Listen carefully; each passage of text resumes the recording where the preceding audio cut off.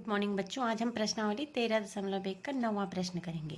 लकड़ी के एक ठोस बेलन के प्रत्येक सिरे पर एक अर्धगोला खोदकर निकालते हुए एक वस्तु बनाई गई है, जैसा कि आकृति में दर्शाया गया है। यदि बेलन की ऊंचाई 10 सेंटीमीटर है और आधार की त्रिज्या 3.5 सेंटीमीटर है, तो इस वस्तु का संपूर्ण पृष्ठीय क्षेत्रफल ज्ञात कीजिए। देखिए, ये पहले बेलन था ठोस, ठीक है। अब इसको खोदा, माना जो लकड़ी के आपने देखा होगा जब पेड़ काटते हैं तो वो बेलनाकार ठोस हो जाता है। अब अगर आप उस पर कुछ आकृति बनाना चाहें तो इन्होंने खोद के यहाँ अर्धगोला बना दिया और यहाँ भी अर्धगोला बना दिया।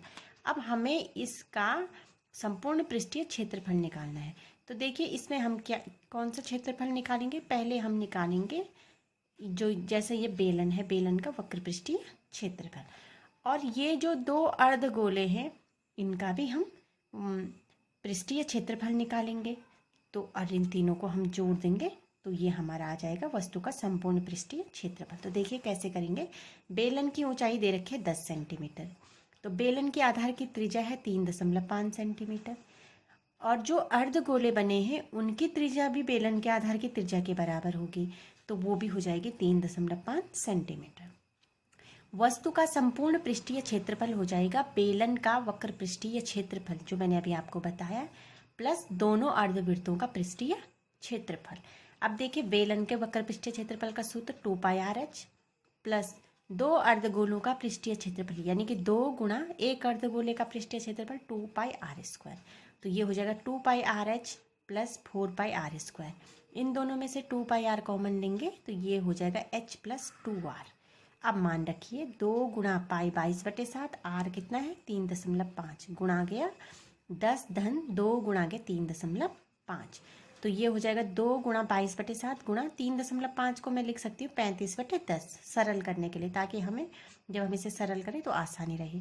इंटू 10 प्लस 2 इंटू 3.5 हो जाएगा 7। तो ये हो गया 2 गुणा 22/7 गुणा गया 35/10 गुणा गया 10 और 7 17। अब इसको देखिए कैसे सरल करेंगे। 7 पंजे 35, ठीक हो गया। 2 पंजे 10। अब इस 5 से ये 5 कटे, 5 एकम को 5, हमारे पास बचा है अंश में 22 गुणा गया 17। हर में 1 है तो हमें लिखने की ज़रूरत नहीं है, इसको गुणा करेंगे तो ये हो जाएगा 374।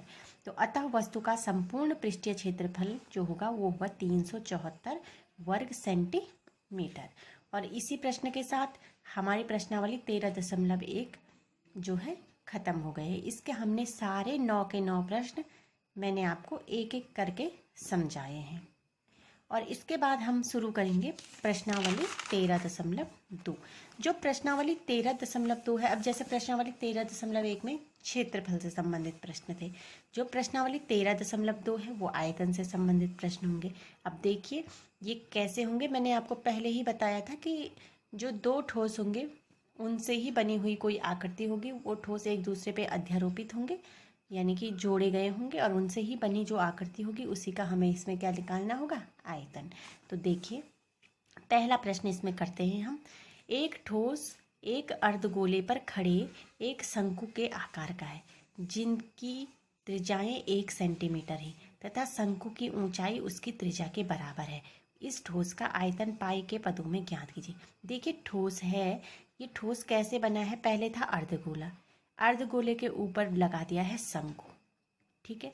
अब ठोस की जो त्रिज्या है, यानी कि अर्धगोले की जो त्रिज्या है या शंकु के आधार की जो त्रिज्या है वो है 1 सेंटीमीटर, और जो शंकु की ऊंचाई है वो भी 1 सेंटीमीटर है, त्रिज्या के बराबर है।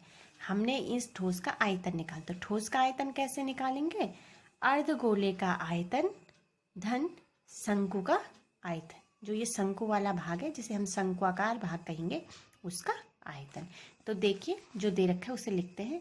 अर्धगोले की त्रिज्या हो जाएगी शंकु के त्रिज्या के बराबर, यानी कि 1 सेंटीमीटर। शंकु की ऊंचाई हो जाएगी शंकु की त्रिज्या के बराबर, यानी कि 1 सेंटीमीटर। तो ठोस का आयतन बराबर अर्धगोले का आयतन धन शंक्वाकार भाग का आयतन। अब अर्धगोले का आयतन यानी कि गोले के आयतन का आधा 1/2 गुणा गया 4/3 πr³ प्लस शंक्वाकार भाग का आयतन 1/3 πr² h। तो 1/2 गुणा गया 4/3 गुणा गया पाई गुणा गया 1 का क्यूब 1 है तो 1 का क्यूब ही होगा r, प्लस 1/3 गुणा के पाई गुणा के 1 का वर्ग गुणा के 1।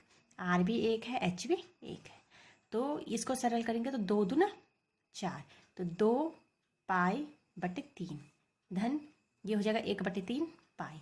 अब इन दोनों का एलसीएम आ गया 3, तो 2 पाई धन पाई, तो ये हो जाएगा 3 पाई/3। 3 से 3 कैंसिल हो जाएगा, बचेगा पाई। तो ठोस का जो आयतन होगा वो हो जाएगा पाई घन सेंटीमीटर। देखिए क्षेत्रफल वर्ग सेंटीमीटर वर्ग में आता है और आयतन घन में आता है। इसकी इकाई क्या होती है? घन होती है। घन जो भी इकाई होगी वो घन में आएगी। ठीक है, तो इस प्रकार से हमने इस प्रश्नावली का पहला प्रश्न किया है। आप इसको समझिए और फिर हम इसी प्रकार से आगे आयतन वाले प्रश्न करेंगे।